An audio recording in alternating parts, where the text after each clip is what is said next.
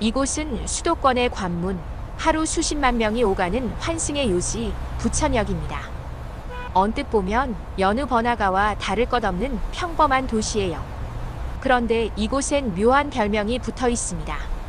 사람들은 부천역을 이렇게 부릅니다. 바로 마개.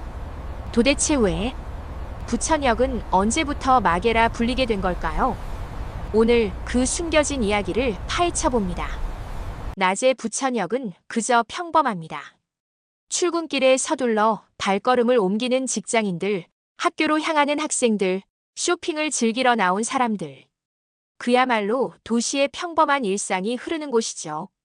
그런데 해가 지고 불빛이 켜지면 부천역은 완전히 다른 얼굴을 드러냅니다. 여기선 술집이 끝도 없이 늘어서 있고 노래방 기계 소리와 사람들의 웃음 그리고 싸움 소리가 뒤섞이며 마치 또 다른 세계에 들어온 듯한 착각을 불러일으킵니다. 평범했던 낮의 풍경은 온데간데 없고 밤이 되면 이곳은 누구도 장담할 수 없는 혼돈의 공간이 됩니다.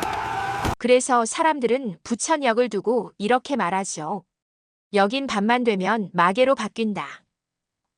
낮과 밤의 극단적인 차이, 그것이 부천역을 마개라 부르게 만든 첫 번째 이유입니다.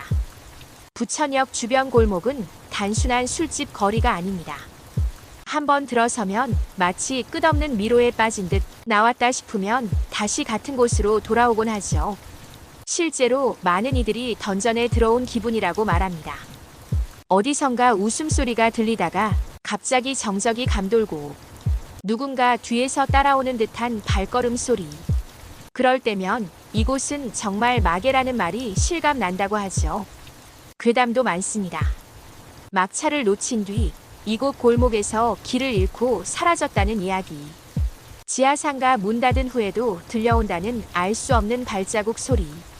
택시 기사들이 입을 모아 말하는 한밤중 부천역에서 태운 손님이 목적지에 도착했을 땐 사라져 있었다는 소문까지.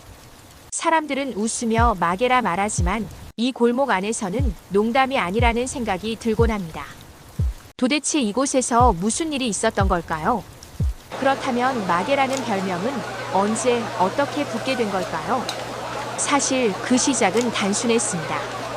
역 주변에 술집과 유흥가가 몰려 있어 밤마다 사람들이 취해 길거리를 메우곤 했죠. 싸움, 고성방가, 예측할 수 없는 사건들. 그 모습은 마치 질서가 사라진 또 다른 세계, 즉 마개 같다고 해서 붙은 이름이었습니다. 인터넷 커뮤니티와 SNS가 확산되면서 부천역 마개라는 별명은 하나의 밈이 되었고 도시 괴담과 뒤섞여 지금까지 이어지게 된 것입니다.